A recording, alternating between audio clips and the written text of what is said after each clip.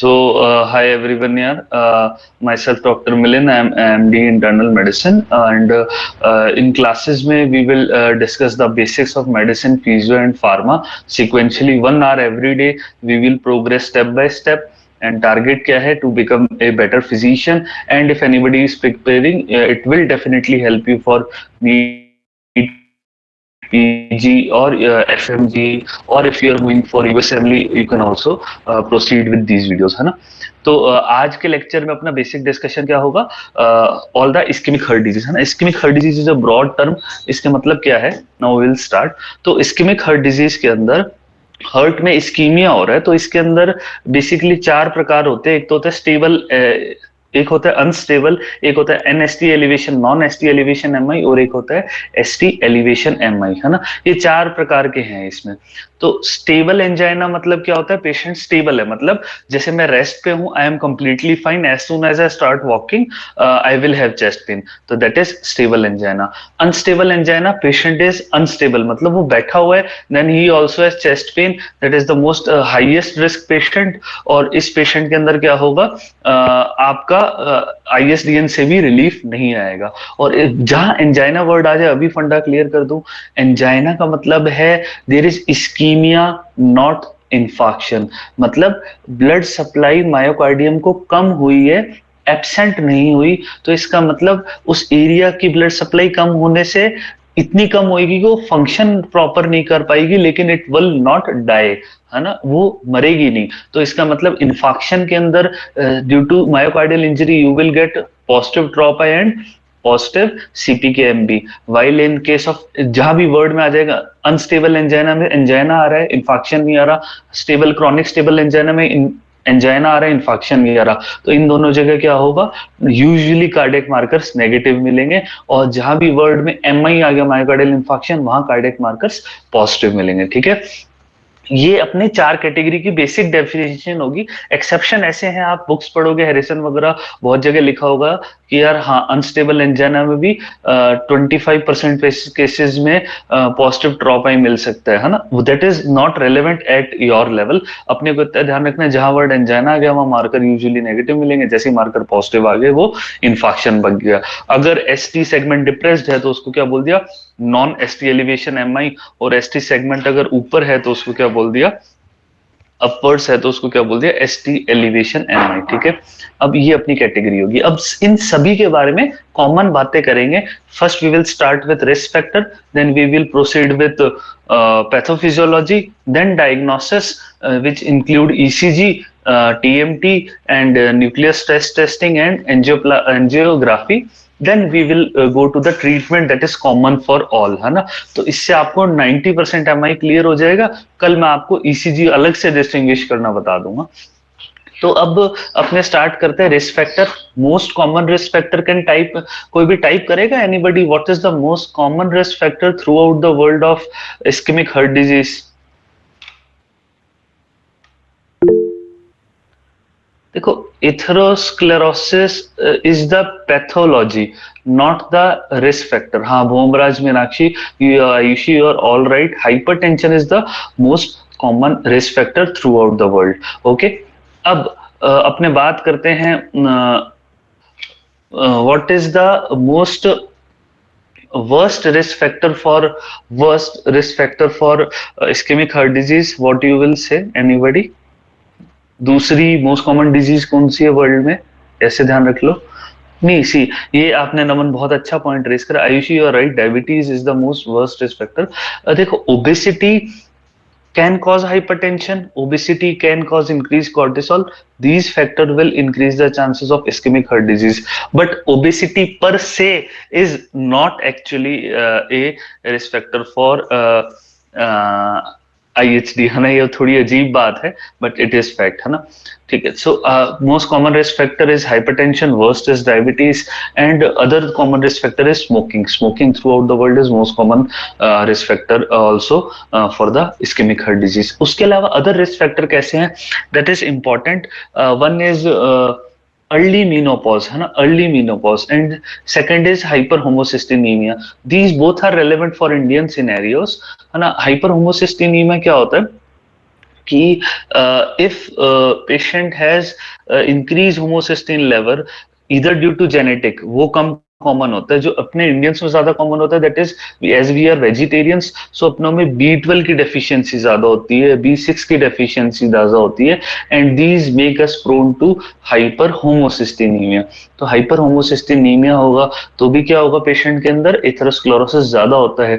इसीलिए आप जब भी यंग स्ट्रोक आता है, यंग MI आता है, you look for homocysteine levels, है ना। It can be raised due to the B12 deficiency और it can be due to the genetic cause, है ना।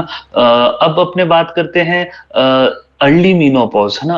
Early menopause is very very relevant. See, for a women ना progesterone hormone is very important, है ना। Menopause के बाद कौन सा हार्मोन चला जाता है? मीनोपॉज के बाद प्रोजेस्टेरोन चला जाता है, क्योंकि प्रोजेस्टेरोन किन से निकलता है? ओवेरियन फॉलिकल से निकलता है। और pregnant after menopause female do not ovulate, तो उसके कारण there is a lack of progesterone, है ना। तो इसीलिए मीनोपॉज के बाद फीमेल की जो ओवरऑल स्ट्रक्चर है वो क्विकली डिटोरिएट होना चालू होती है, उसका बोन मास भी कम होना चालू होता है, उसका स्किन भी लैक्सी पड़ना शुरू हो जाता है। और similarly progesterone is helpful for the body, तो प्रोजेस्टेरोन प्रिवेंट एथेरोस्क्लेरोसिस। इसीलिए फीमेल में बहुत लेट जाके MI होते हैं। आपके पास जो फीमेल आएगी ना, we have seen thousands, hundreds of patient of 25-year-old MIs, है ना, 30-year-old MIs, they were all male, है ना। I have seen in 3 years only one female that was 30-year-old and that had MI, है ना। बाकी all we see are males, है ना, because mails के अंदर प्रोजेस्टेरोन जैसा हार्मोन नहीं होता, तो we are not prevented by the ischaemic heart disease. So जब भी पेशेंट में अर्ली मीनोपॉज होएगा, it is a risk factor. तो हमारे जो यूनिट हेड थे, they made us a habit की whenever a female of MI comes, है ना, we always took the menopausal history कि यार उसका मीनोपॉज कब हुआ था, so whether it is a risk factor और नॉट। एनीबडी कैन टेल, क्या जैसे we all are males, some of are males, some are females, in males whether we have oestrogen और not, can anybody tell? Basic endocrinology यार, yes और no बताओ। होमराज, आयुषी बिल्कुल सही। What is the source of oestrogen in males, can anybody tell?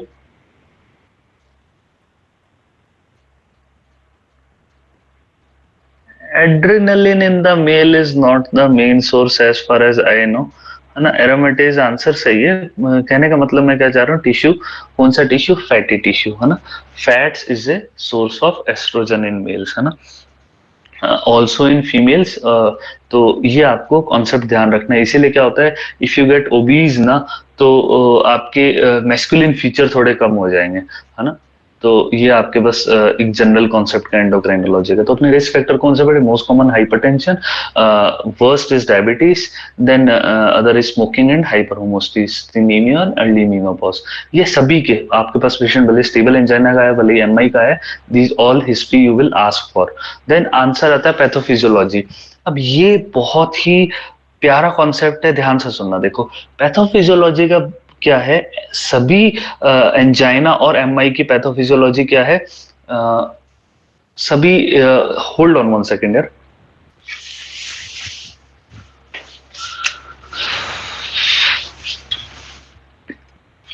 हाँ, सभी MI और angina का पैथोफिजियोलॉजी क्या है? There is decrease oxygen supply. Use the word oxygen supply rather than blood supply, you will now know why.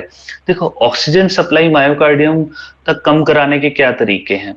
इसके 4 तरीके हैं majorly. देखो, सी, ये जैसे ये मेरी ये जैसे ये हैंड मेरी आर्टरी है ना, ये हैंड मेरी आर्टरी है, ठीक है। अब एक तरीका तो क्या हो सकता है कि I will vaso occlude that hand, है ना, वेजो ऑक्लूड। इसके अंदर एक मैं एथेरोस्क्लेरोसिस करा दूं, ये जैसे एक आर्टरी है, इसके अंदर क्या करा मैंने, इसका वेजोस्पाज्म करा दिया। Vasospasm, there is no atherosclerosis but there is vasospasm. तो उसके कारण क्या होगा? प्रिंजमेटल एंजाइना। अल्टीमेटली हर्ट को तो यही आएगा कि यार उसके पास ब्लड सप्लाई कम आ रही है। एक जो मोस्ट कॉमन है पूरे वर्ल्ड में, जिसका आप सबने आंसर दिया था, एथेरोस्क्लेरोसिस। मैं इसकी लाइनिंग के अंदर इसकी लाइनिंग के अंदर यहाँ क्या करा दूं मैं, एथेरोस्क्लेरोसिस, मतलब फैट और लिपिड का डिपोजिशन करवा दूं, that will also cause narrowing of the vessel, causing decrease oxygen supply, the word is oxygen supply. Now ये दो बातें हैं जो आप सबने देखी है, you know Prinzmetal angina, you know atherosclerosis, है ना। That is either due to vasospasm you can decrease the blood supply, or due to atherosclerosis you can decrease the blood supply.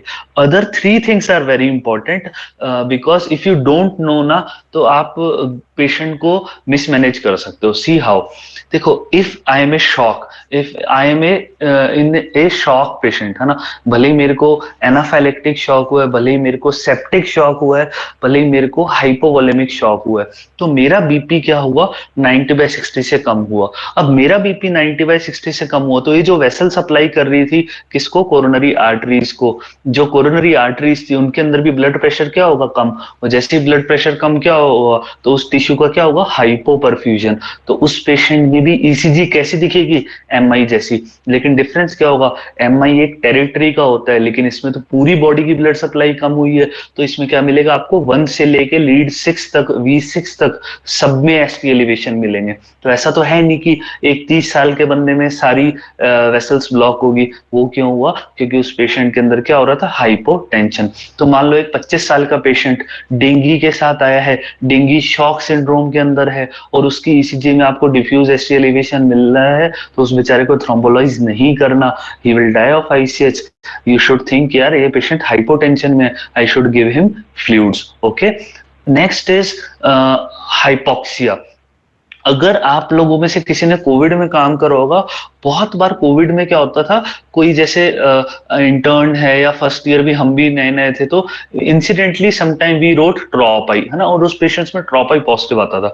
दो रीजन होते थे, एक तो मान लो वायरल इन्फेक्शन है, myocardium को अफेक्ट कर दिया, मायोकार्डाइटिस हो गया। लेकिन मेजर जो दूसरा रीजन होता था ना, वो पेशेंट यूजुअली सैचुरेशन होता था उन पेशेंट का 50%, 60%, 70%, दैट इज देवर हाइपोक्सिक। तो उनके ब्लड सप्लाई पूरी नॉर्मल है, उनकी वेसल पूरी नॉर्मल है, but they have decrease oxygen in their blood vessel itself. तो वो क्या, कैसे मायोकार्डियम को सप्लाई करेगी। तो these patient will also look like ST elevation MI. इनमें भी क्या होगा, लीड 1 से लेके V6 तक सब में एसटी एलिवेशन मिलेगा, तो ट्रॉपाई भी पॉजिटिव मिलेगा। तो इस बेचारे को आपको थ्रोम्बोलाइज नहीं करना है, ठीक है। और सेप्सिस का पेशेंट होता है, सेप्सिस में सिर्फ फॉल्स पॉजिटिव ट्रॉपाई मिल सकता है, ठीक है। तो कहने का मतलब, डिक्रीज ऑक्सीजन सप्लाई के कारण you will find features of myocardial infarction.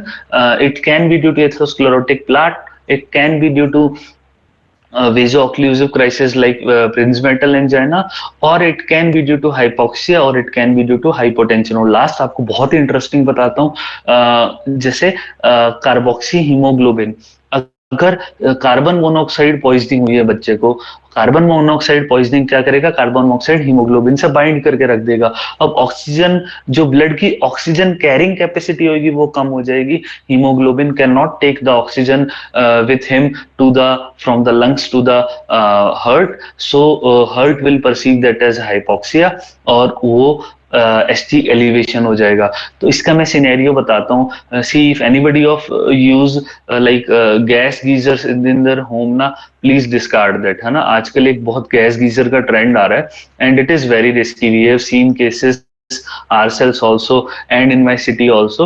क्या होता है कि होम के अंदर जैसे गैस गीजर लगा हुआ है, it emits carbon monoxide. Condition gas geyser की क्या होती है कि वो एक ओपन स्पेस में लगा होना चाहिए, या फिर उस एरिया में वेंटिलेशन अच्छा होना चाहिए, बट यूजुअली लगाने वाला आपको इसके बारे में अवेयर नहीं करता, और आपका क्लोज स्पेस है, जैसे ये मेरे अराउंड देखो सारा क्लोज एरिया है। If I put a gas geyser here ना, तो it will as soon as I started bathing, I started using geyser, it will emit carbon monoxide, और वो मेरे डायरेक्ट एयर से जाएगी, and it will bind to my haemoglobin. और अगर वो मैंने गेट बंद कर रखा है, if I stayed for there for 15-20 minutes और वेंटिलेशन पुअर है, तो क्या होगा, I will die of hypoxia। तो we have seen cases जहां वो बच्चा कंप्लीटली बेड रिडन हो गया, बिकॉज उसके ब्रेन में भी हाइपोक्सिक इंजरी होगी, और हार्ट में भी हाइपोक्सिया के कारण you can find changes of ST elevation MI.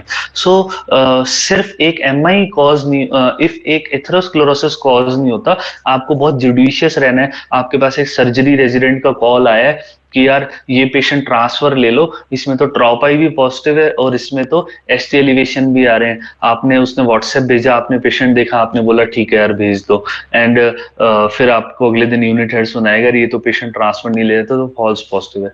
You should no this, क्योंकि वो पेशेंट क्या था, पोस्ट ऑप पेशेंट होगा, सेप्सिस और सेप्टिक शॉक में होगा, तो उसकी ईसीजी में 1 से लेके V6 तक सब में एलिवेशन आएगा। तो इसका मतलब ये नहीं है कि वो ST elevation MI due to atherosclerosis है, उसको ना थ्रोम्बोलाइज करना ना कुछ और करना, आपको अंडरलाइन कॉज को ट्रीट करना है। लेकिन जब भी एक एथेरोस्क्लेरोसिस के कारण एमआई है वो एक टेरिटरी में होगा, जैसे V1 से V6 मतलब एक्सटेंसिव एंटीरियर वॉल हो गया, 2-3 AVF मतलब इंफीरियर हो गया।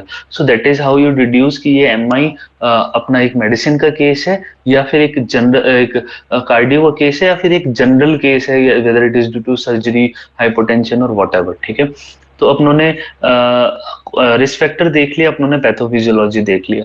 अब I will come to the common laboratorical diagnosis. Laboratorical diagnosis most earliest, आजकल एक न्यू क्वेश्चन आपसे टफ सा पूछा जाता है, अर्लीस्ट मार्कर कौन सा होता है? एक HFBA करके बोलते हैं, heart fatty acid binding protein. ठीक है, और जो most common that we as residents, we as physicians uses trop I, है ना। ट्रोपोनिन आई क्या होता है? ट्रोपोनिन आई मायोकार्डियम के लिए ज्यादा स्पेसिफिक होता है, और आप इसको earliest to rise, second to rise after heart fatty acid binding protein होता है। उसके अलावा आप क्या यूज करते हो? CPK MB. ठीक है, सीपीके 3 प्रकार का होता है, सीपीके एमबी, सीपीके बीबी और CPK MM. MM is specific for muscle, MB for muscle and other parts also of the body like myocardium, and CPK BB 2 बार बी आ गया मतलब ब्रेन के लिए स्पेसिफिक होता है। लेकिन अपने पास जो कॉमन लेबोरेटरिकल यूजेज है उसमें सिर्फ सीपीके एमबी काम आता है। और एक दो आपको इंटरेस्टिंग फैक्ट्स बताता हूँ इनका, आपको curvature, you should know the curvature, है ना। If you are not aware about the half life of these thing ना, तो आप हमेशा रिपोर्ट को मिस इंटरप्रेट करोगे, कि रिपोर्ट को इंटरप्रेट करना भी एक आर्ट है ना। हमारे जो यूनिट हेड थे sir, he was like pass out from AIIMS Delhi और बहुत ही वेल रेड पर्सन थे, तो we usually he usually told us to think of other causes also, है ना, laboratory illness. Let me tell you, जैसे पेशेंट का ट्रॉपाई आया, ट्रॉपाई अर्लीस्ट टू राइज होता है, तो अपने after heart fatty acid binding protein it is earliest to rise. तो अब क्या होता है कि पेशेंट का ट्रॉपाई तो क्या होता है, राइज हुआ, देन अराउंड 7 डे पे वो फॉल हो जाएगा।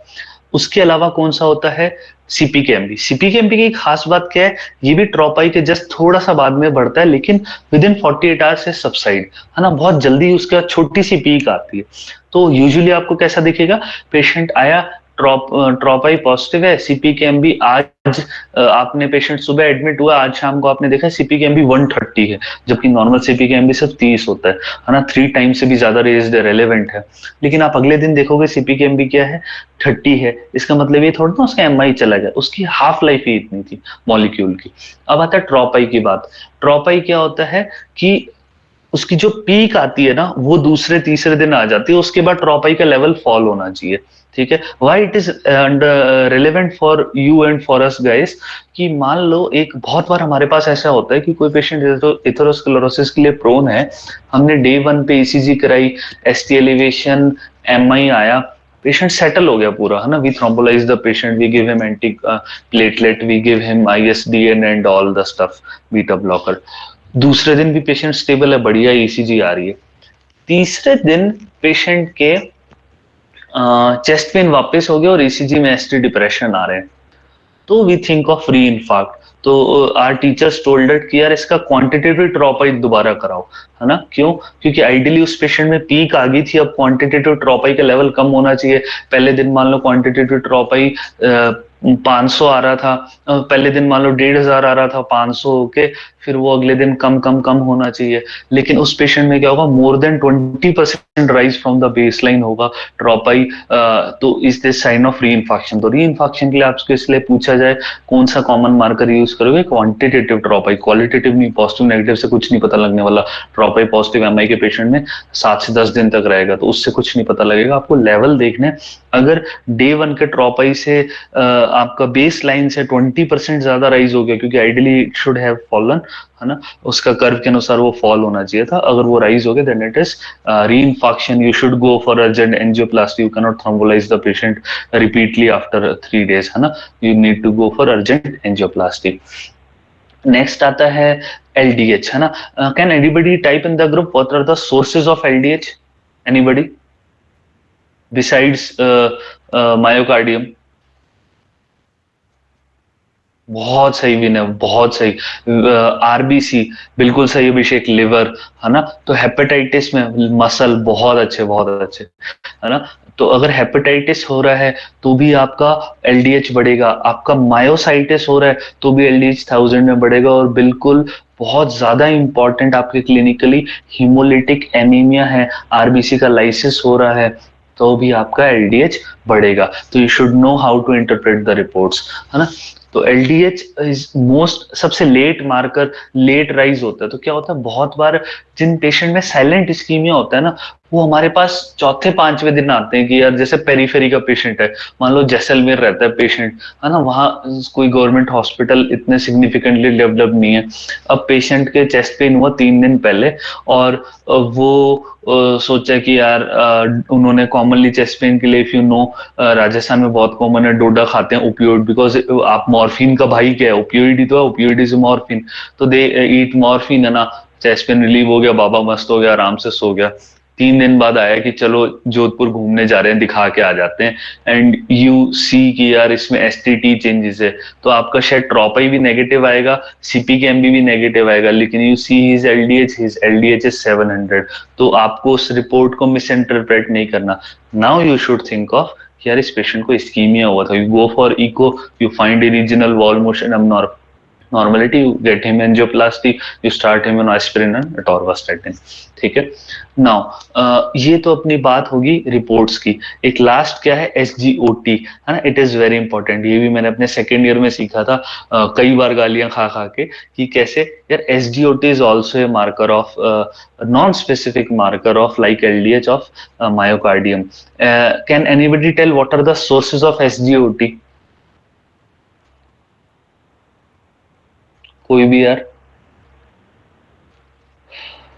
देखो, एक तो जो आप सबको पता है लिवर, बिल्कुल सही है ना, लिवर के अलावा एक अभी मैं किसकी बात कर रहा हूँ, हार्ट की, ठीक है, उसके अलावा सारे वाइटल ऑर्गन ले लो, लिवर, हार्ट, किडनी की इंजरी का भी मार्कर है, ब्रेन की इंजरी का, like I have seen only 2 cases in my residency, because our sir use to told us कि यार ये देखा करो, तो जिन पेशेंट में मैसिव CV इन्फाक्ट होता है, एक पूरी हेमिस्फीयर का इन्फाक्ट हो जाता था ना, उसका SGOT मिलता था 150, लिवर नॉर्मल मिलता था, हीमोग्लोबिन नॉर्मल मिलता था, ECG नॉर्मल मिलता, देन सर टोल्ड अस कि यार ये पेशेंट के अंदर SGOT राइज क्यों है, मैसिव इन्फाक्ट के कारण, ठीक है। One is we commonly saw has myositis, multiple cases in residency, जहां पेशेंट को मायोसाइटिस था तो मसल डिस्ट्रक्शन के कारण भी SGOT बाहर निकलता है। देन अपना क्या आता है, एक लास्ट बच गया मसल, एक लिवर, एक किडनी, और एक अपना हार्ट, ठीक है, और लिवर आप सबको पता ही है, तो हार्ट का भी नॉन स्पेसिफिक मार्कर है। तो हार्ट में हम डेली ऐसी इसी, क्योंकि हमारे पास MI बहुत ज्यादा आते थे, तो we use to see patient का MI है, थ्रोम्बोलाइज करा, ठीक है, तो अगले दिन थ्रोम्बोलिसिस के ना उसके OTPT बढ़े हुए होते थे, और मेजरली SGOT बढ़ा हुआ होता था, क्यों, वो एक्चुअल में वहाँ हेपेटाइटिस नहीं हो रहा होता था उस मेल को, ठीक है, वो उसका मोस्टली क्या होता था, मायोकार्डियम के इतने बड़े MI से उसका रिलीज हो रहा होता था। तो these are the laboratorical marker, you should know how to interpret. Final अब अपने आते हैं डायग्नोसिस और ट्रीटमेंट, है ना। डायग्नोसिस और ट्रीटमेंट में देखो, डायग्नोसिस में एक तो आप ECG देख लिया, अगर ECG में ST एलिवेशन है तो बात खत्म होगी, ST एलिवेशन MI है। ECG में ST डिप्रेशन है, कौन सा रेलेवेंट होता है, down sloping ST depression relevant होता है, कितने mm का, एटलीस्ट 1 mm का, ST 1.5 mm शायद है, इससे ज्यादा होना चाहिए ST एलिवेशन, तो वो रेलेवेंट है।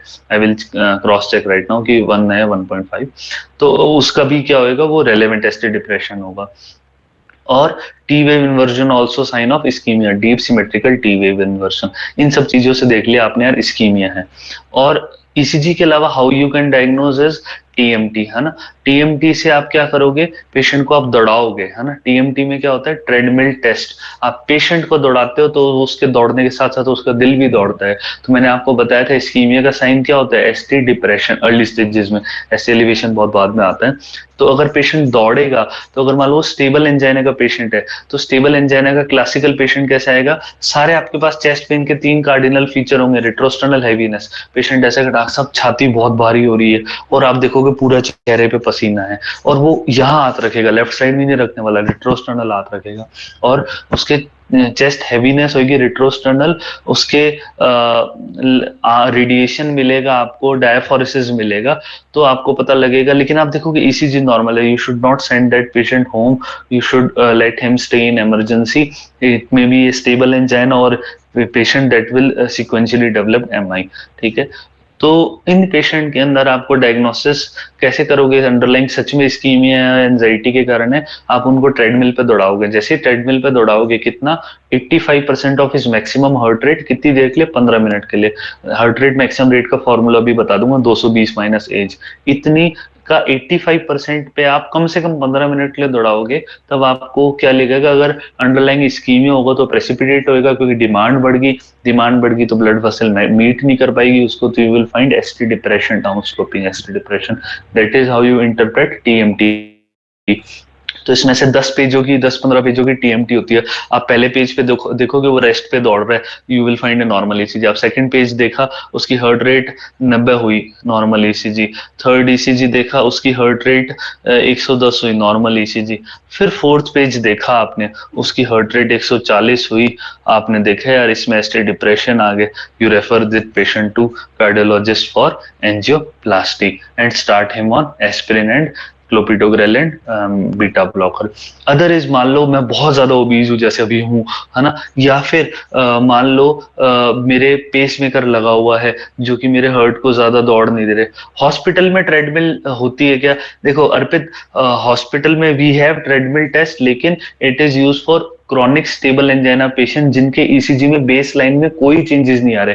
देखो आपकी और मेरी ईसीजी में, जैसे अगर आप में से किसी ने कभी इंश्योरेंस कराया होगा ना, तो इंश्योरेंस के लिए दे वांटेड टीएमटी, है ना। तो अपने सबकी जहां ईसीजी टोटली नॉर्मल है ना, in those patient we need treadmill test, तो उन पेशेंट को अपने ओपीडी में बुलाते हैं, we do not admit that patient. लेकिन जिनके अपने पास चेस्ट पेन के साथ आ रहा है और ईसीजी में चेंजेस आ रहे हैं, we admit that patient, now we do not need treadmill test, क्योंकि वो तो नेचुरल ट्रेडमिल टेस्ट करा के है, उसकी आपको बेसलाइन ईसीजी में इस्कीमिया दिख रहा है, that is why we do not need, ward के अंदर आपको ट्रेडमिल की जरूरत नहीं है, लेकिन हॉस्पिटल में yes we have treadmill test in the hospital. I will completely show you after like 5 minutes.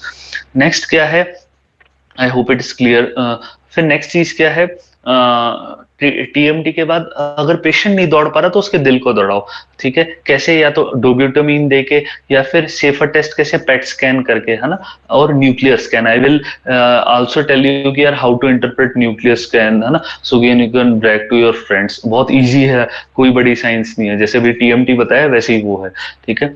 or other ways of diagnosis gold standard, I will go through my radial artery and go to my coronary artery, I will put the dye and I will see the scan, है ना, जहां blood supply कम होगी that is the site of ischemia, ठीक है। तो these are the method। और आजकल एक इसका नया प्रोसीजर आ गया कि ये तो इन्वेजिव है, यहाँ मेरे को आर्टरी का पंचर का रिस्क है, तो इसका नया तरीका क्या है, सिटी स्कैन से देख लो, सिटी कोरोनरी एंजियोग्राफी। मैं बस एक कैनुला से यहाँ से कॉन्ट्रास्ट डालता हूँ और हार्ट के अंदर सिटी स्कैन उस कॉन्ट्रास्ट से कैल्सिफिकेशन देखती है, बस कैल्सिफिकेशन वो देख लेती है।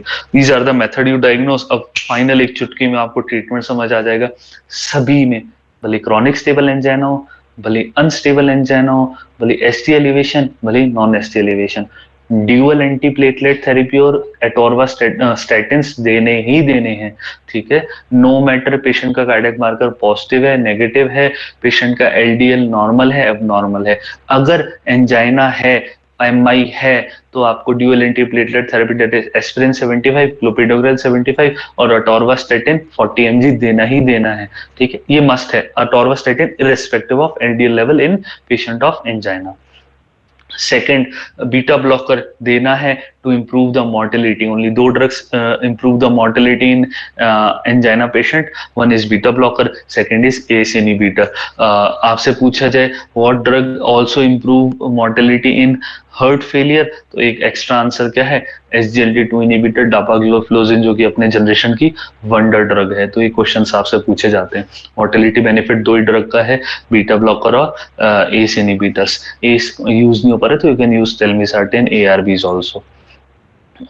फिर फाइनली आएंगे अपने किस पे, ट्रीटमेंट के अंदर थ्रोम्बोलिसिस सब में नहीं करना, सिर्फ ST एलिवेशन MI में करना है, बाकी जगह थ्रोम्बोलिसिस नहीं करना। उसके अलावा फाइनल बात, एंजियोप्लास्टी। एंजियोप्लास्टी इन सब पेशेंट्स में कर सकते हो और आपको करवानी भी चाहिए टू रूल आउट कि आपका कितना % नैरोइंग है और क्या उसको नीड है एंजियो स्टेंटिंग की और नॉट, है ना। तो कैन एनीबडी टेल यार, जैसे मैं अपने सेकंड ईयर तक ये गलती करता था, कोई बता सकता है कि कितने % नैरोइंग को आप रेलेवेंट मानते हो। मान लो एक पेशेंट आए चेस्ट पेन के साथ, आपने देखा यार ECG में थोड़े से टी वेव, अभिषेक आप पास में हो, ठीक है, देखो मोर देन 70% अगर आपको नैरोइंग मिल गई ना, तो यू बिल्कुल सही, मोर देन 70% अगर नैरोइंग मिल गई तो it is you called it obstructive CED। मतलब यहाँ जो पैथोलॉजी हुई थी वो ऑब्स्ट्रक्शन के कारण हुई थी। तो सेकेंड ईयर में ऐसा बहुत बार होता था कि हम पेशेंट का चेस्ट पेन के साथ आए, ECG चेंजेस भी है, we got a CT coronary angio, है ना, because simple conventional angio is invasive, और उसका ब्लॉकेज आता था 30%, है ना। तो our sir use to commonly told us कि यार डायग्नोसिस में आप लिखना नॉन ऑब्स्ट्रक्टिव CED। तो मैं पागल हो जाता था, मैं कि यार ये क्या सीन चल रहा है, पेशेंट का जब आ गया एथेरोस्क्लेरोसिस है तो why we are labelling it as non obstructive CED। Later on I learned it that वो सही बता रहे थे कि लेस देन 70% है तो you can not put the blame on atherosclerosis, आप सिर्फ उस पर नहीं बोल सकते, तो you should label it is non obstructive CED। More than 70% it is obstructive CED। Exception क्या है, LED। अगर LED के अंदर 50% से भी ज्यादा नैरोइंग है तो it is known as obstructive CED। तो उसमें you should go for angioplasty even if it is 50% narrowed, क्योंकि वो बहुत ज्यादा सिग्निफिकेंट होता है। आई होप यार अभी तक एक बार प्लीज थम्स अप करके बता दो, स्पीड ज्यादा तो नहीं थी, कैन एवरीबडी कनेक्ट की सब समझ तो आ गया। किसी को ज्यादा लग रहा है तो प्लीज यार कम्युनिकेट राइट नाउ, है ना, ताकि I will take it lightly. ठीक है, सभी को ठीक लग रहा है। अब देखो अपना सारा डिस्कशन हो चुका है। Now I will show you all the photos and all the ECG and drugs. Easily आप 10 मिनट में कम्युनिकेट कर लोगे। जस्ट रिमेंबर बॉस, एक बार ऑब्स्ट्रक्टिव CED दोबारा बता दो। ऑब्स्ट्रक्टिव CED क्या है, व्हेन ये वेसल है, ये वेसल 70% से भी ज्यादा नैरोइड है। देखो आपको इतना सा स्पेस दिखाई दे रहा है अभी, है ना, इतनी सी नैरो हुई है, तो एथेरोमेटस तो है, मतलब CED तो है, कोरोनरी आर्टरी डिजीज तो है वो, क्योंकि वहां एथेरोस्क्लेरोसिस हो तो रहा है जो कि दिख रहा है, लेकिन it is not significant enough to cause the obstruction, to cause the narrowing. तो ऑब्स्ट्रक्टिव CED कब बोलोगे, जब 70% से ज्यादा नैरोइंग हो जाए। देखो बिल्कुल इतनी सी नैरोइंग होगी, इतना सा स्पेस बचा आपके पास, तो उसको क्या बोलेंगे, ऑब्स्ट्रक्टिव CED। और नॉन ऑब्स्ट्रक्टिव CED मान लो 30% नैरोइंग है, 40% नैरोइंग है, तो उसको क्या लेबल करोगे, नॉन ऑब्स्ट्रक्टिव CED। ट्रीटमेंट उसमें भी क्या दोगे, ड्यूल एंटीप्लेटलेट और statin. I hope it is clear now. Now I will show you the my notes, so you can quickly understand what I was saying all that right now. Okay.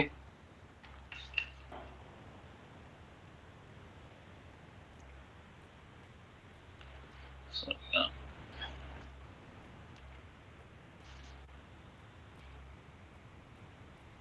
हाँ, अब आप देखो यार, एक second, ठीक है यार, सभी को अभी शेयर्ड स्क्रीन विजिबल है क्या, एक बार हैंड रेज कर दो। ठीक है, अब आप देखो ये quickly you can understand this whole this slide. Ischaemic heart disease मतलब यहाँ क्या हो रहा है, इस्कीमिया हो रहा है। क्या हो रहा है, इस्कीमिया। इसमें सारे वर्ड आ जाते हैं, angina, unstable angina, NST elevation NMI, ST elevation NMI. Hypertension most common risk factor, diabetes is worst, tobacco smoking is also common. और एक अकेली ऐसी जगह मैंने पर्ल साइड में लिखा हुआ है जहाँ टोबैको स्मोकिंग हेल्पफुल होती है आईबीडी, है ना। तो ऐसा नहीं कि दमादम सारे सिगरेट पीते रहो आईबीडी कम करने के लिए, जिसको आईबीडी है उसी को आप only time you can prescribe smoke is IBD patients. Inflammatory bowel disease not irritable bowel disease, ध्यान रखना, ठीक है। टोबैको और सबसे ज्यादा रिस्क फैक्टर कहाँ है, आप यू शुड नो, ये आपका क्वेश्चन पूछा जाता है। Smoking is worst risk factor for rheumatoid arthritis, 19 times ज्यादा चांसेस करा देता है आरए के।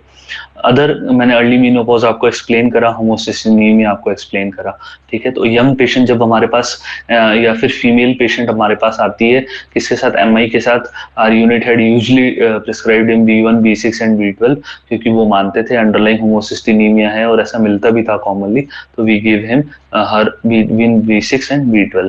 पैथोफिजियोलॉजी क्या है, now see this photo, you should all remember this photo. हमारे पास बहुत कॉमनली पेशेंट ऐसे ही आता है, it is called as Levine sign. Patient छाती पे हाथ रख के आएगा लेफ्ट साइड में, and just like this man he is not able to walk by himself, extensive diaphoresis होगा। इमीडिएटली आपको, आप पेरिफेरी पे बैठे हो, भले ईसीजी नॉर्मल है, you should give him ISD and you should give him aspirin, clopidogrel, atorva, and you should monitor him ECG every hourly. This patient will develop 100% chances कि ये patient MI भले NST elevation, MI unstable angina, ST elevation he will develop. तो do not take lightly, ECG is not 100% sensitive और specific, आपको हमेशा अपने clinicals पे जाना है, ठीक है। Now come back to this again, pathophysiology क्या है, एथेरोमेटस प्लाक फॉर्मेशन, जो कि पूरे मोस्ट कॉमन है, वही मैंने आपको एक्सप्लेन करा था। अदर कॉजेज जो कि बहुत प्यारे पॉइंट्स हैं, प्रिंस मेटल एंजाइना में क्या होता है, विजोस्पाज्म होता है। विजोस्पाज्म के कारण क्या होता है, सप्लाई पुअर होती है और उसके कारण भी पेशेंट का क्या होता है, एमआई जैसे चेंजेस आएंगे। तो हाइपोटेंशन, सभी शॉक, मैंने आपको बताया था पेशेंट सेप्टिक शॉक का है, ऑल लीड में आपको क्या मिलेगा, तो ये चीज आप अलग से अपनी कॉपी में लिख लो, इन चीजों में सभी लीड में एसटी एलिवेशन मिलेंगे। हाइपोक्सिया में भी क्या मिलेगा, सभी चीज लीड्स में एसटी एलिवेशन और trop I positive. Carboxyhaemoglobin में क्या मिलेगा, सभी लीड में एसटी एलिवेशन और trop I positive. Other causes of ST elevation, आपसे कई बार ये पूछा जाता है, what are the other causes of ST elevation beside MI, तो आंसर क्या है, स्ट्रोक। कई बार मैसिव आईसीएच के पेशेंट में भी क्या मिलता है, एसटीटी चेंजेस। पेरिकार्डाइटिस में क्या मिलता है, concave ST elevation. Digoxin toxicity में भी क्या मिलता है, एसटी एलिवेशन। हाइपरकेलिया में भी क्या मिलता है, एसटी एलिवेशन। तो as a doctor, as a MBBS doctor, आपको बहुत ब्रॉड स्पेक्ट्रम सोचना, आपको डिफरेंशियल डायग्नोसिस आने चाहिए। एथेरोस्क्लेरोसिस का मोस्ट कॉमन साइट क्या है, abdominal aorta. Second most common is coronary artery. I will give you real life example, है ना। मेरे जैसे कजन दादाजी, is like he is a COPD patient also, heart failure patient, है ना। तो like he has a small abdominal swelling, my father checked यार कि it is looking abnormal, they consulted the doctor, they get A USG and they found he had abdominal aorta aneurysm. तो और उसी साल मेरे एम्स में question आया था, luckily both of the things helped, है ना, टू स्कोर मी बेटर। तो क्या था कि एब्डोमिनल एओर्टा का एनेरिज्म यूजुअली एसिम्प्टोमेटिक होता है पेशेंट में। तो कॉमन कॉज क्या होता है, अगर उस एरिया का एथेरोस्क्लेरोसिस हो गया तो उसमें क्या होगा, एब्डोमिनल एओर्टा फूल जाएगी। Surgical when will you do intervention, like ये डायग्नोज हुआ था आज से 4 साल पहले, still he is doing fine, क्योंकि उनका साइज अब तक 5.5 सेंटीमीटर से एन्यूरिज्म का मैक्सिमम साइज नहीं बढ़ा हुआ। ये अगर बढ़ता है इससे ज्यादा तब ऑपरेट करते हैं, that is a question of AIIMS. और ये आपको क्लिनिकल भी आना चाहिए, बहुत बार पेशेंट इंसिडेंटल फाइंडिंग लेके आएगा, you should know how to guide the patient. अगर मोर देन 5.5 सेंटीमीटर है, आपको उसको रेफर करना है सीटीवीएस सर्जन के पास, तो get the, can anybody tell यार कौन से टाइप का ग्राफ्ट लगाते हैं, बड़ा इंटरेस्टिंग क्वेश्चन है, मैं बेली में पढ़ता था। कौन सा ग्राफ्ट लगाते हैं अगर एब्डोमिनल एओर्टा एन्यूरिज्म होता है, तो अगर सीटीवीएस में किसी ने पोस्टिंग करी है तो दे कैन टेल इजीली। किसी को नहीं पता, कोई नहीं। डैक्रॉन ग्राफ्ट लगाते हैं ना, रिमेंबर दिस यार, बेली में बहुत प्यारी फोटोज भी बनी हुई है इसकी, you put Dacron graft, okay. Now we will come back to this, how much blockage is called stenosis or obstructive CAD। सभी वेसल में 70% से ज्यादा होता है, लेकिन एलएडी के अंदर 50% से ज्यादा रेलेवेंट मानते हैं।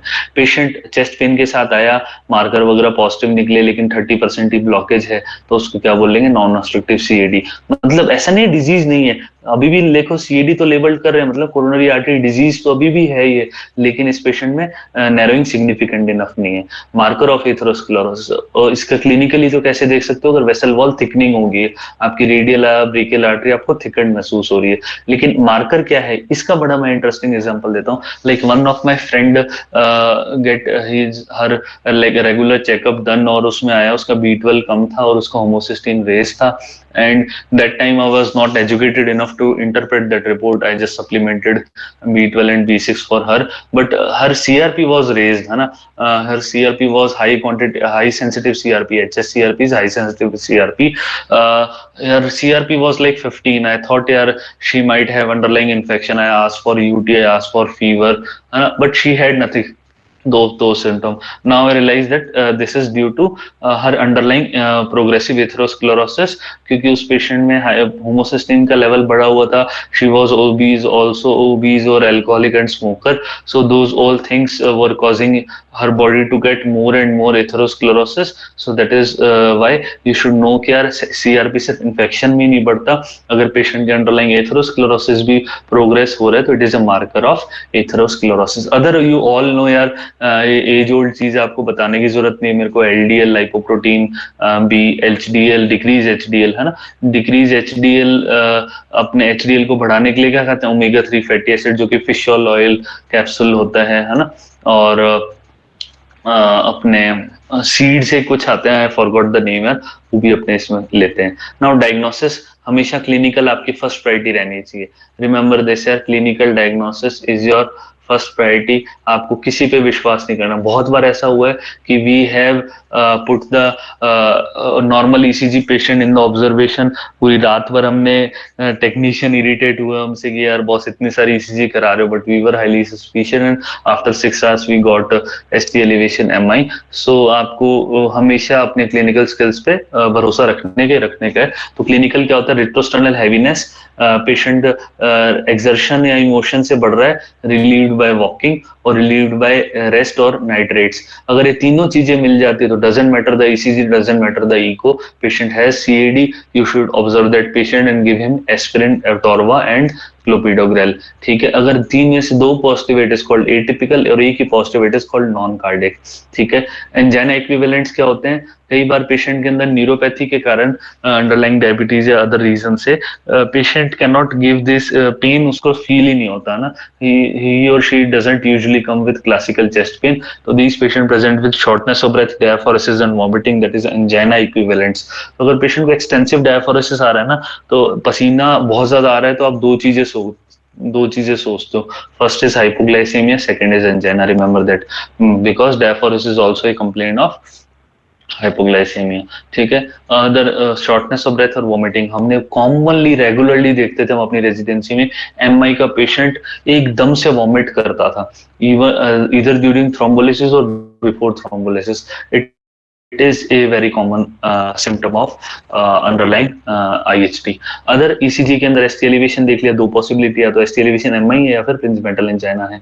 और ECG में अगर ST डिप्रेशन देख लिया तो या तो वो स्टेबल एंजाइना है, अनस्टेबल एंजाइना है, NST MI है। इसमें मार्कर क्या होंगे, पॉजिटिव, इसमें मार्कर क्या होंगे, नेगेटिव, इसमें मार्कर क्या होंगे, negative. Other causes of chest pen, ये देखो, ये आपको पता होना चाहिए, अगर कोई रेजिडेंट सुन रहे हैं उनके लिए भी बहुत इंपॉर्टेंट है।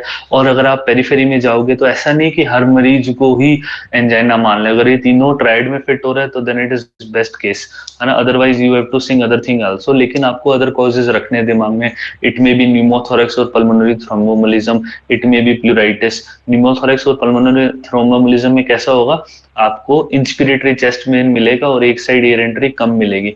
प्लूराइटिस में क्या होगा, शार्प पेन होगा, पेशेंट लोकलाइज कर पाएगा पेन को, वहां टेंडरनेस मिलेगी और बहुत इंस्पिरेटरी पेन होगा। GERD में पेशेंट बर्निंग की कंप्लेन करेगा, as soon as you give him pantoprazole patient को रिलीफ आ जाएगा। पेंडेटाइटिस में you find sometime epigastric pain के साथ आता है, इसलिए यू मे कंफ्यूज इट, ये भी पेशेंट परसिस्टेंट एपिगेस्ट्रिक पेन और वॉमिटिंग के साथ आएगा। शिंगल्स का बड़ा इंटरेस्टिंग केस बताता हूँ। Anxiety is very common cause of chest pen, young female आएगी 20 साल की, छाती दर्द करके आप ECG करोगे नॉर्मल आएगी, तो you should think of anxiety.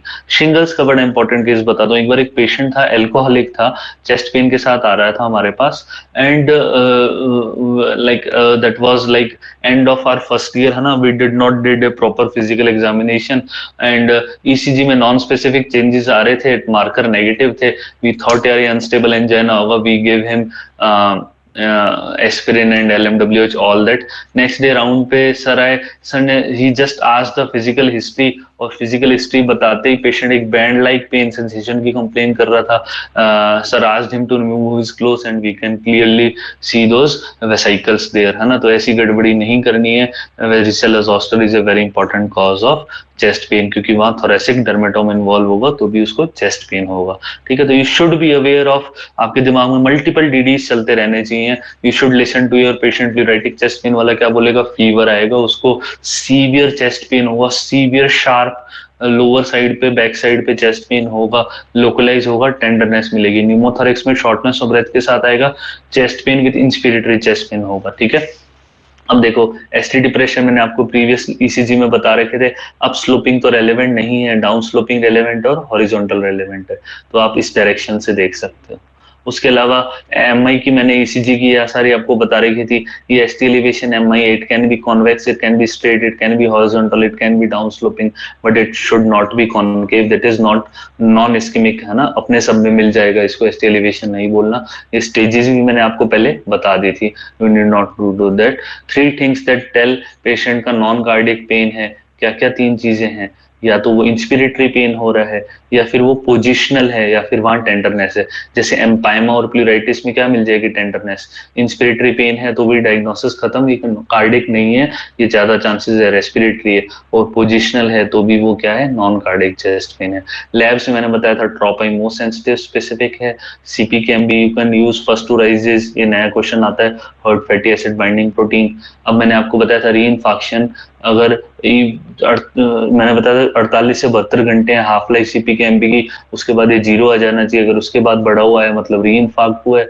लेकिन इन जनरल आपको पूछा जाए रीइंफाक्शन किससे देखोगे, ट्रोपाई से, क्योंकि 1 घंटे बाद भी रीइंफाक्शन बता देता है, क्योंकि 1 घंटे बाद क्या होता है, ये देखो अभी मैं आपको ग्राफ दिखाता हूँ, सीपीकेएमबी देखो विद इन फर्स्ट डे है ना, ट्रोपाई देखो, ट्रोपाई अर्ली टू राइज है, और देखो विद इन फर्स्ट डे है ना ये फॉल करना शुरू हो जा रहा है। सेकंड डे अगर मोर देन 20% भी बेस लाइन का है ना, तो वो क्या माना जाएगा, रीइंफाक्शन माना जाएगा। सीपीकेएमबी का आप कर्व देखो कितना छोटू सा है, सेकेंड डे पे ही नेगेटिव चला जाएगा, वो सॉरी 0 आ जाएगा।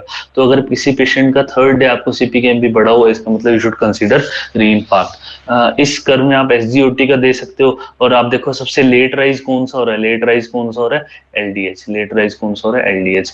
ये मैंने आपको डायग्राम बताया एसजीओटी और किस किस का सोर्स है एसजीओटी और कहाँ कहाँ से आ सकता है। You can think of hepatitis, you can think of myocardium damage like MI, you can think of myositis, you can think of hemolytic anemia and kidney damage. You should know that, ये आप day in day out देखोगे। अब एक तो मैंने ECG करा के देख ली, एक मैंने लैब टेस्ट करा देख लिया, फिर डायनेमिक ईसीजी करा के देखूं, मतलब दिल को दौड़ा के देखूं। तो ये देखिए ये सेटअप कॉमनली यूज होता है टीएमटी, जो कि जिसमें बस वर्ड ध्यान रखो, ब्रूस वेन बैटमैन वाला ब्रूस, है ना, वो प्रोटोकॉल फॉलो होता है। कितना 85% ऑफ मैक्सिमम हार्ट रेट, बंदे की जितनी हार्ट रेट है, मान लो जैसे 220 minus age maximum heart rate का फॉर्मूला होता है, तो मान लो मेरी एज जैसे भी है 28 अराउंड, तो 220 माइनस 28 कितना होएगा, ये होगा अपना लगभग 192, है ना। तो अब मेरी हार्ट रेट 192 है, इसका 85% लगभग होएगा 160 के अराउंड, तो मेरे को कम से कम 160 की हार्ट रेट तक दौड़ना है 15 मिनट के लिए, तभी मैं अच्छे से स्कीमें देख पाऊंगा। अगर मैं मान लो बहुत ज्यादा ओबीज हूँ या फिर मेरे फ्रैक्चर हो रखा है, then I can not like run up to that level, तो उस पेशेंट में you can not conclude that TMT, है ना।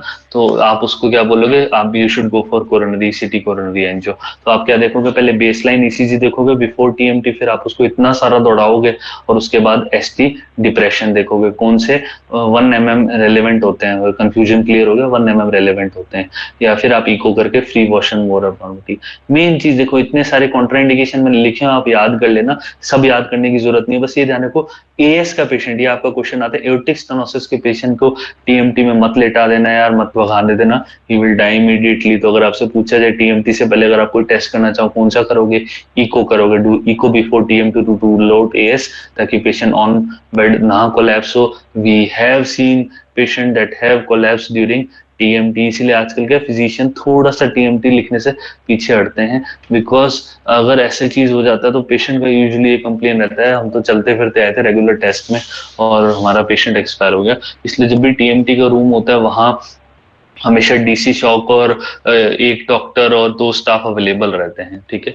फार्माकोलॉजिकल स्ट्रेस टेस्ट में देखो मरीज नहीं सिर्फ दिल दौड़ेगा, मतलब जहां पेशेंट नहीं दौड़ सकता वहां यूज करेंगे, जैसे डोब्यूटामीन यूज कर लिया मॉर्बिड ओबीस पेशेंट में, या फिर जिसके फ्रैक्चर हो रखा है, या एडिनोसिन डायपैराडामोल, ये क्या होता है वेजोडाइलेटर होता है, तो इससे आप अपटेक देखते हो।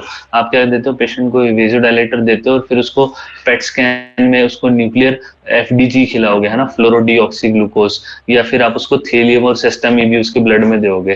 तो आइडियली वेजोडाइलेशन के बाद क्या होना चाहिए, वहां की एरिया की ब्लड सप्लाई बढ़नी चाहिए। तो now you can I will tell you how to conclude the report of nuclear stress test, है ना। ये देखो थेलियम स्कैन, अब देखो ये मेरी नॉर्मल मायोकार्डियम में देखो सारी जगह न्यूक्लियर अपटेक बढ़िया सा हो गया, ठीक है। अब इस पेशेंट को मैंने दौड़ाया, इस पेशेंट को मैंने स्ट्रेस दिया 85% पे दौड़ाया, कैसे इसको नहीं दौड़ाया, ये तो आराम से सीटी स्कैन में लेटा हुआ है, एमआरआई की मशीन में लेटा हुआ, मैंने कैसे दौड़ाया उसको डोब्यूटामीन देके, या फिर मैंने क्या करा उसको डायपेरामाडोल या फिर एडिनोसिन दिया जिससे वेजोडाइलेशन हुआ। और देखो जहां ब्लड सप्लाई कम थी वहां अपटेक नहीं हो पाया, तो वो क्या हो गया इस्केमिक एरिया। तो ये क्या हुआ थेलियम स्ट्रेस टेस्ट। ये देखो यहाँ भी क्या हुआ ischemic area. Now you can brag to your friends कि यार मैं न्यूक्लियस टेस्ट भी देखना आता है मेरे को, है ना। तो कोई एनीबडी टेल इंटरेस्ट के लिए यार पेट स्कैन के अंदर नॉर्मली सबसे ज्यादा एरिया मान लो आप और मैं पेट स्कैन कराएं तो उसमें कौन सा एरिया ब्राइट दिखाई देता है, फटाफट बताओ यार, ये तो मेरे को मानता हूँ आप लोगों को आना चाहिए। आपने और मैंने पेट स्कैन कराया, कौन सा एरिया ज्यादा अपटेक शो करेगा? यशराज ब्लैडर, ठीक है, और बताओ मेटाबॉलिकली ब्रेन में बॉडी में सबसे ज्यादा, एक तो आंसर जवाब दे ही दिया मैंने, ऐसे मत बोलो प्रशांत यार, ब्रेन है ना, ये बिल्कुल सही। तो जैसे brain kidney these are metabolically very active areas of our metabolically active areas of our body that constantly require glucose, तो they will uptake the FDG. तो liver, kidney, brain, most importantly bone marrow, they can be hyper reactive on PET scan, okay.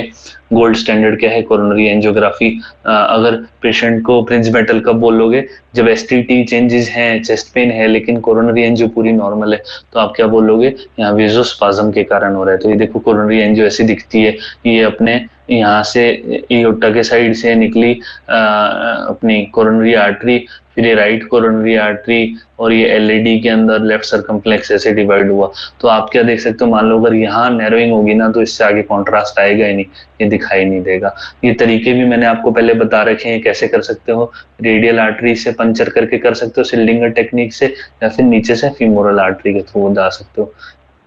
Treatment सबका same है, dual antiplatelet therapy और statin दोगे, ठीक है। Most common side effect statin के क्या होता है, डिरेंज लीवर फंक्शन, मायोसाइटिस मत बोल देना प्लीज यार, ठीक है। मोस्ट कॉमन क्या होता है डिरेंज लीवर फंक्शन। हेपेरिन है किसमें, लो मोलिकुलर वेट हेपेरिन किसमें दोगे, क्रॉनिक स्टेबल एंजाइना को छोड़ के बाकी तीनों जगह दोगे। थ्रोम्बोलिसिस सिर्फ किसमें दोगे, एसटी एलिवेशन एमआई में दोगे। एंजियोप्लास्टी अगर 70% से ज्यादा ऑक्लूजन है तभी स्टेंट लगाना है। सबलिंगुअल आईएसडी सभी देंगे, ऑक्सीजन से सैचुरेशन कम है तो ही देना है, सब पेशेंट नहीं दे देना। बीटा ब्लॉकर, एस इनहिबिटर सभी में देने की ट्राई करोगे। ये अदर ड्रग्स है जो कि पेन रिलीफ में काम आएगी, बट मोर्टेलिटी बेनिफिट सिर्फ ऊपर वाली ड्रग्स का ही है। बाकी उसको बीपी शुगर कंट्रोल करने के लिए बोलो, स्मोकिंग छोड़ने के लिए बोलो, छोड़ेगा नहीं पेशेंट यूजुअली। फिर stable angina, angina on exertion not at rest, relieved by rest. तो डायग्नोस कैसे करेंगे, अभी मैंने आपको बताया स्ट्रेस टेस्ट। ये स्टेबल क्यों है, क्योंकि इसमें कैल्सिफिकेशन हो रखा है, इसमें कैल्सिफिकेशन हो रखा है तो ये पेशेंट का प्लाक रप्चर ही नहीं होता, पेशेंट बढ़िया स्टेबल रहता है। तो एसटी डिप्रेशन आएंगे एक्सर्शन पे, मतलब स्ट्रेस टेस्ट में, लेकिन जैसे ही पेशेंट नॉर्मल होएगा तो नॉर्मल हो जाएगा। सब लैब रिपोर्ट्स नॉर्मल आएंगे, क्लिनिकली आपको डायग्नोस करना है। ये मैंने आपको समझा दिया था, एंजाइना का मतलब क्या होता है, इस्कीमिया नॉट सेल डेथ। तो ट्रोपोसीपी के अंदर एंजाइना जहां वर्ड आएगा वहां नॉर्मल रहेंगे, लेकिन इन्फॉक्शन जहां भी वर्ड आएगा, myocardial infarction, non ST elevation MI, इन सब जगह क्या होगा, इन्फॉक्शन हो गया, सेल डेथ होगी, तो ट्रोपाई और सीबीकेएमबी के लेवल बढ़े हुए मिलेंगे। फिर अनस्टेबल एंजाइना क्या होगा, प्लाक रप्चर हो जाएगा। तो इसके अंदर मेनली आपको तो यही ध्यान रखना है कि एसटीटी चेंजेस मिलेंगे कार्डियक मार्कर आपके लेवल पे आपको ध्यान रखना है, मोस्टली नॉर्मल मिलेगा, लेकिन can be positive also. Treatment में यहाँ बात एक्स्ट्रा क्या है, आप एस्पिरिन दोगे, वो सब दोगे, लेकिन इसमें एक्स्ट्रा चीज आप क्या दोगे यहाँ, loading dose of aspirin and clopidogrel. ये आगे वाले सभी में देंगे, 325 mg aspirin, 300 mg clopidogrel, 80 mg अटोरवा। हमारे पास क्या है, बहुत बारी अवेलेबल नहीं होता था। आप भी पीएचसी पे जाओगे, आपके पास नहीं होगा, बाहर से 150 रुपए की गोली आती है। आपके पास सरकारी में क्या अवेलेबल होगा, इसका 75 प्लस इसका 75 का कॉम्बिनेशन। तो आप जुगाड़ के तौर पे क्या दे सकते हो, इसकी 4 टैबलेट दे सकते हो, तो पेशेंट की बॉडी में 300 mg एस्पिरिन, 300 mg क्लोपिडोग्रेल चली जाएगी। ना जाने से तो यही बेटर है। और अटोरवा की 2 गोलियां दे सकते हो अगर 40 mg की पड़ी है तो। उसके अलावा हेपेरिन दोगे, यहाँ स्टेबल एंजाइना में हेपेरिन नहीं दे रहे, बाकी सब जगह हेपेरिन दोगे, और लोडिंग डोज बाकी तीनों जगह दोगे। बीटा ब्लॉकर देना है, थ्रोम्बोलिसिस सिर्फ एस्ट एलिवेशन में करना है, उससे पहले कभी नहीं करना। पेन रिलीफ नहीं हो रहा तो ऐसा नहीं कि पेशेंट बेचारे को थ्रोम्बोलिसिस कर दिया, उस पेशेंट को एंजियोप्लास्टी के लिए भेजना है। नॉन एसटी एलिवेशन एमआई, इसमें एसटी एलिवेशन या एसटी डिप्रेशन वगैरह क्लिनिकल फीचर चेंजेस सेम है, लेकिन यहाँ एमआई वर्ड यूज कर लिया तो मार्कर क्या आएंगे, पॉजिटिव आएंगे। थ्रोम्बोलिसिस यहाँ भी नहीं यूज करनी, मैंने बताया एक ही जगह यूज करना है, कहाँ, जहाँ एसटी एलिवेशन एमआई है। ठीक है, एसटी एलिवेशन कब बोलते हैं, more than 2 mm in chest lead in males, more than 1.5 mm in females. ये कम से कम 2 लीड में होना चाहिए। सिंगल लीड में एसटी एलिवेशन हो रहा है तो उसको पॉजिटिव नहीं बोलेंगे। ठीक है, लिम्ब लीड्स में सिर्फ 1 mm का भी एसटी एलिवेशन मिल गया, उसको पॉजिटिव बोलेंगे। अर्ली चेंजेस में क्या मिलता है, हाइपर एक्यूट टी वेव। अगर 5 mm से ज्यादा है लिम्ब लीड में, या फिर चेस्ट में 10 mm से ज्यादा है, तो ही उसको हाइपर एक्यूट बोलना है। ऐसा नहीं कि थोड़ी सी लंबी दिखाई देगी उसको हाइपर एक्यूट बोल दिया, बहुत स्पेसिफिक है, साइंस है, ऐसे मजे मजे में नहीं चलने का। लैब रिपोर्ट में एमआई में क्या मिलेगा, ट्रॉपाई और सीपीकेएम भी बड़ा होगा। आरडब्ल्यूएम में मेरे को 1 साल तक फर्स्ट ईयर की रेजिडेंसी में समझ नहीं आया था, बाद में समझ आया। आरडब्ल्यूएम का मतलब क्या, रीजनल वॉल मोशन एबनॉर्मलिटी। मतलब अब वहां पेशेंट में इन्फेक्शन हो गया तो क्या होगा, पेशेंट की वो वॉल मूव ही नहीं करेगी, तो उसको क्या बोलेंगे, रीजनल वॉल मोशन एबनॉर्मलिटी। या तो वो बिल्कुल मूव नहीं करेगी, जिसको क्या बोलेंगे, एकाइनेटिक, या फिर वो थोड़ी बहुत मूव करेगी जिसकी हाइपोकाइनेटिक। तो एक एक रिपोर्ट भी आपको इंटरप्रेट करनी आनी चाहिए। फाइनली 2 मिनट का लोडिंग डोज यहाँ भी देंगे, और सबसे ज्यादा 50% बेनिफिट होता है लोडिंग डोज का, इसलिए बहुत इंपॉर्टेंट है। एसटी एलिवेशन एमआई में 25% होता है।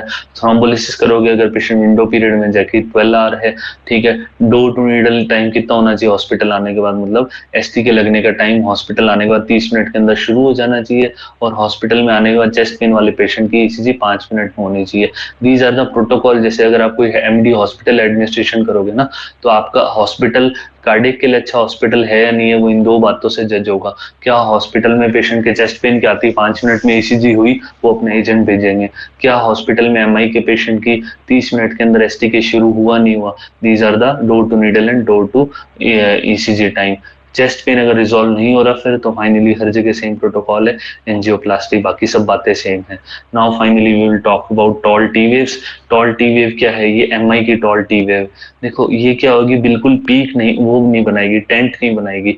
आप इसको, इनकी टॉल टी वेव, देखो toll toll toll toll toll, है ना, 10 mm से ज्यादा की मिलती है। ये देखो 2 बॉक्स है ना, तो 2 बॉक्स मतलब 10 mm। 10 mm chest lead criteria था, उससे ज्यादा मिलती है तो मतलब टॉल टी वेव है। लेकिन हाइपर के लिए में कैसी मिलती है, ये देखो दोनों में डिफरेंस है। यहाँ ये इस्कीमिया की है टॉल टी वेव, इसमें आपको ऊपर बिल्कुल पीक नहीं मिल रही, इसमें देखो बिल्कुल शार्प पीक मिलेगी। दूसरी बात, यहाँ बेस देखो कितना छोटा है, एक बड़े बॉक्स से भी कम है, यहाँ लगभग 2 बॉक्सेस जितना बेस है। तो ये क्या है, इस्कीमिया की टी वेव्स है। ये क्या है, इस्कीमिया की टी वेव्स है।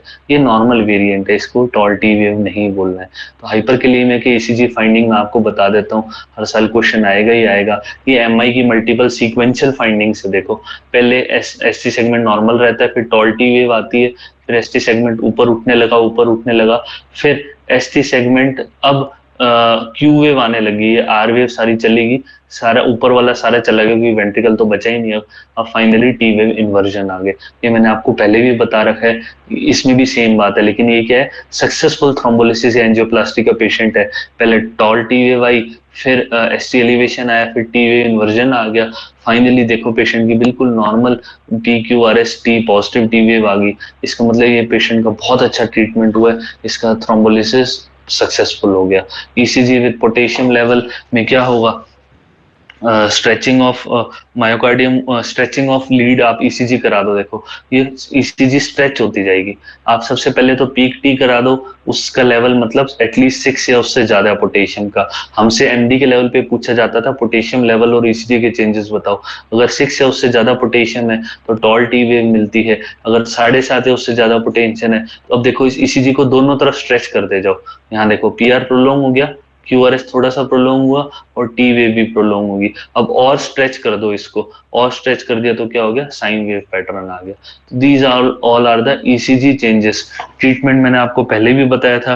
ट्रीटमेंट क्या है, ट्रीटमेंट क्या है, कैल्शियम ग्लूकोनेट अगर ईसीजी चेंजेस आ गए हैं तो। और अगर ईसीजी चेंजेस नहीं आए, सिर्फ आपको लेवल कम करना है तो साल्ब्यूटामॉल और आईवी इंसुलिन प्लस डेक्सट्रोस। ठीक है, तो यार let me just on the video।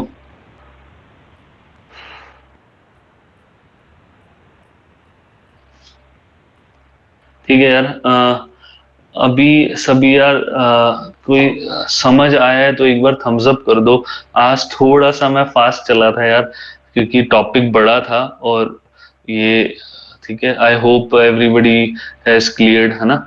So all the best यार, आप ये जाके पढ़ो, then let me know how would you feel after like 1 minute। I will open the mic so you can talk to me and ask your doubts. Wait a minute।